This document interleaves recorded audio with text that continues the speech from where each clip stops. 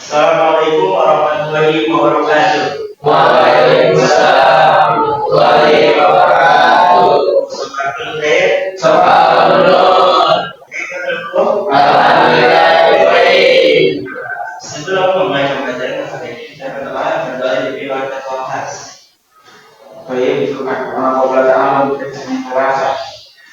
Bismillahirrahmanirrahim.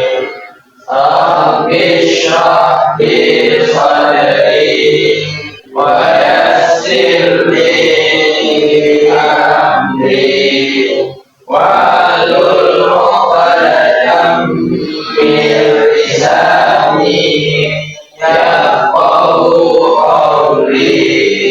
Rabbi zidni ilma warzuqni fahma birahmatika ya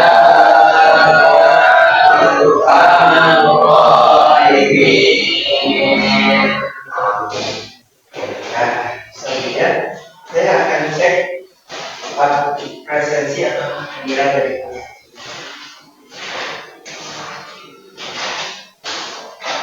Oke, yang pertama, David, Ajan, Ahlan, Fatih, izin ya. Kamu masih izin. Hairi, Haikal, Senal, Yunda. Cuma Fatih ya. Oke.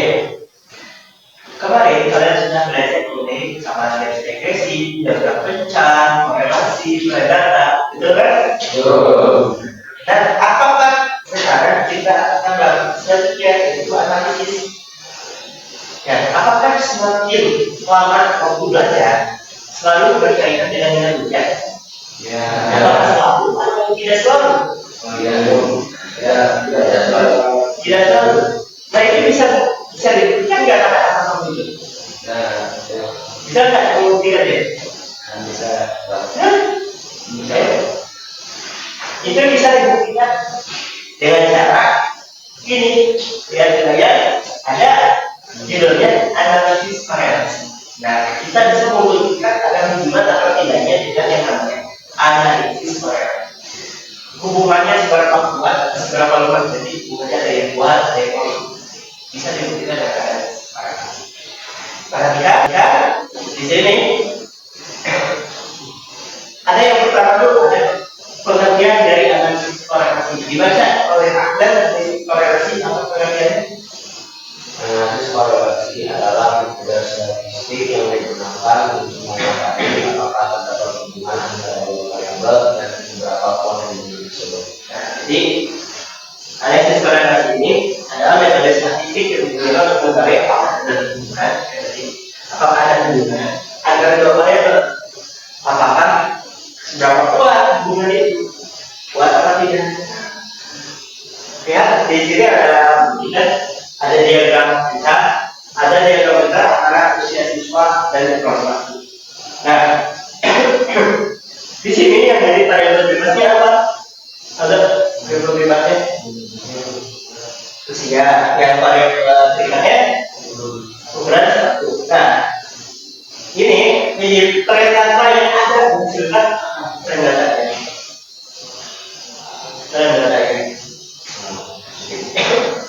Tren datanya apa beda? Beda. Ini di sini bisa dibaca. Tren data di situ bisa dilihat. Bagus ya. Di situ ada tren data. Ya, dan kalau perjalanan datanya berbentuk mendekati garis lurus. Nah, ada garis yang dari kiri ke kanan. Artinya kalau tadi itu korelasi datanya positif. Nah, interpretasinya bagaimana David? Makin bertambah kira-kira maka makin besar ukuran maju.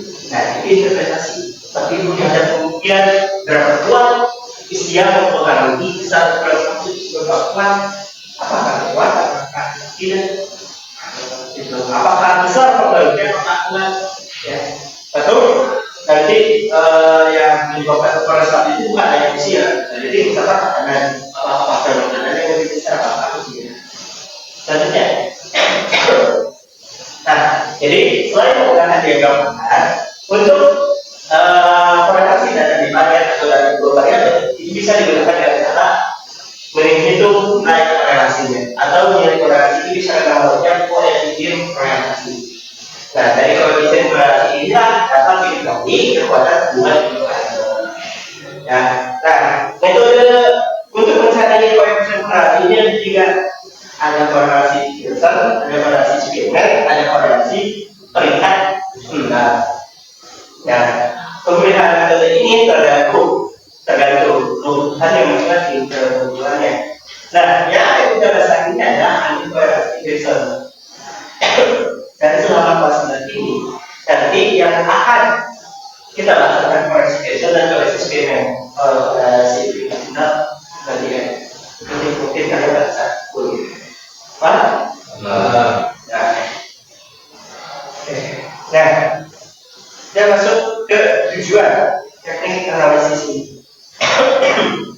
Untuk apa sih kita menganalisis korelasi? Tanya tujuannya.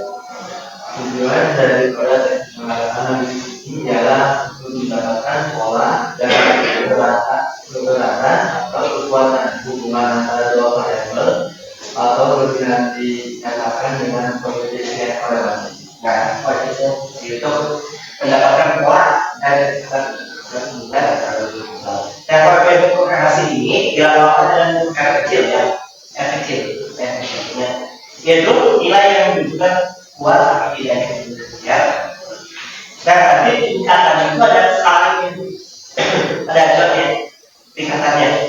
Nah, seperti nanti kalau koefisien korelasinya ini maupun negatif maupun positifnya 0 sampai 0,193 kalau positif kalau negatif itu artinya korelasinya sangat lemah. Artinya kalau 0 sampai 0,193. Kalau 0,2 sampai 0,39 artinya kalau 0,4 sampai 0,599 sudah 0,6 sampai 0,799 0,8 sampai 0,1 sama 2. Nah, naik 1 itu artinya sempurna. Itu korelasi. Jadi kalau sempurna ini kalau sempurna berarti sudah pasti korelasi satu ya. Sempurna.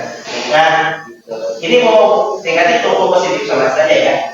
Cuma nanti kan tadi ada korelasi data, ada yang positif, ada yang negatif, tergantung. Oke. Nah, ini acuan ini beda-beda tergantung buah acuan mana yang kita pakai. Saya pakai ini. Nanti tergantung mungkin kalian punya beda. Kan ini saya pakai ada berapa acuannya tadi? Nggak tidak, mungkin nanti ada yang 5, ada yang 4, ada yang 3, 4, 2, 9, bisa jadi tergantung ya. Terus ada juga yang namanya koefisien determinasi. Apa itu ya? Koefisien determinasi itu yaitu nilai yang menjelaskan seberapa besar kemampuan yang berbentuk dan seberapa besar pengaruh variabel besar. Kalau yang tadi koefisien korelasi itu nilai yang menunjukkan kuat atau tidaknya. Dan kalau ini seberapa besar pengaruhnya. Jadi kalau koefisien korelasi itu pengaruhnya buat hubungannya kuat atau tidak. Kalau yang koefisien determinasi pengaruhnya besar atau tidak. Oh nggak beda ini. Nanti ini sebenarnya koefisien determinasi itu persen. Kalau yang ini sebenarnya ini sama rumah gitu. Kalau yang tadi seberapa persen, seberapa kuat, seberapa besar. Rumusnya untuk menghitung koefisien determinasi adalah koefisien determinasi lambangnya AD atau AP atau R ya, R besar atau yang tadi ya kecil. Nah, R pangkat 2 sama dengan R pangkat 2 sama dengan R kecil pangkat 2. Nanti kita akan lanjut ya. Misalnya ini 0,8 koefisien korelasinya 0,8. Berarti kalau kita pangkatkan 2 berapa? 0,8 pangkat 2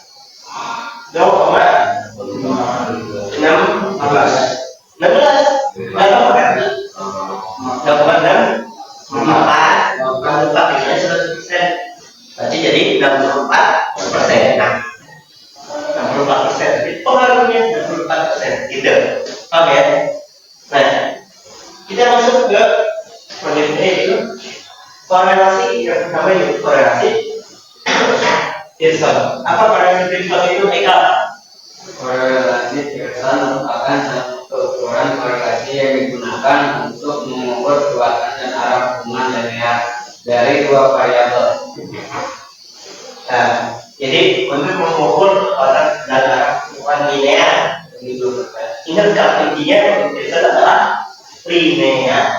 Ini bentuk data linear, ya, atau membentuk hampir membentuk garis lurus. Membentuk garis lurus. Terus dua variabel berkorelasi apabila perubahan salah satu variabel mencapai dua variabel lainnya, baik dalam arah yang membentuk garis lurusnya. Mau korelasi data yang positif, mau korelasi data yang negatif, bisa menggunakan korelasi Pearson. Nah, selanjutnya korelasi Pearson antara variabel x dan y disebutkan dalam huruf f kecil, tapi itu dengan rumus sebagai berikut. Nah, coba siapa yang bisa menyebutkan rumusnya ya?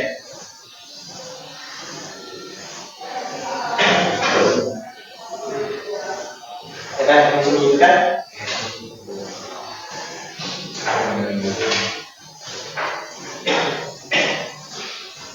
Ayo, N sama N sama dengan f kecil, N dikali dalam kurung sigma xy dikurang dalam kurung sigma x dikali dalam kurung sigma y dibagi dalam kurung n dikali dalam kurung x sigma x pangkat 2 sigma x pangkat 2 dikurang dalam kurung sigma x. Tidak perbedaannya. Ini dan ini apa bedanya?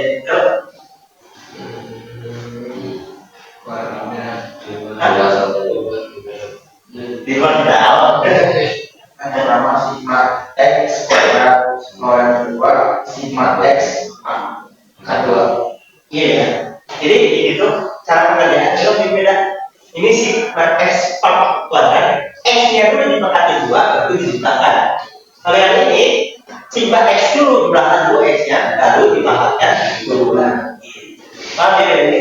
Jadi dikali n angkat dulu. akan n dikali sigma y kuadrat dikurang sigma y pangkat Dipangkatkan 2. 2. Terus keterangannya x adalah nilai variabel bebas, nilai variabel tingkat, n itu banyaknya pasangan variabel, yang banyaknya nilai, banyaknya atau terus nilai n itu harus ya antara negatif 1 sampai dengan mungkin lebih dari itu atau kurang dari itu.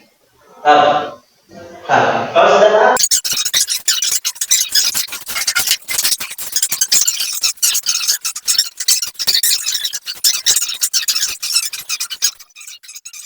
Assalamualaikum warahmatullahi wabarakatuh.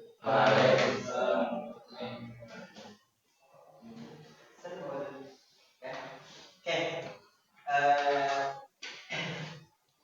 Jadi tadi yang paling penting oke dulu. Ya. Negatif 0,95 ya. Lalu yang bisa kita ya, ini ya dalam buku pola 22%.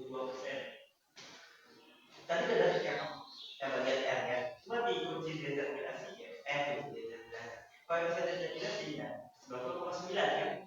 Padahal 90. Seperti itu. Terus untuk kesimpulannya, yang paling tepat itu pokok ada kesimpulannya. Jadi harus yang gini kesimpulannya kan. Semakin lama waktu, semakin sedikit waktu yang diperlukan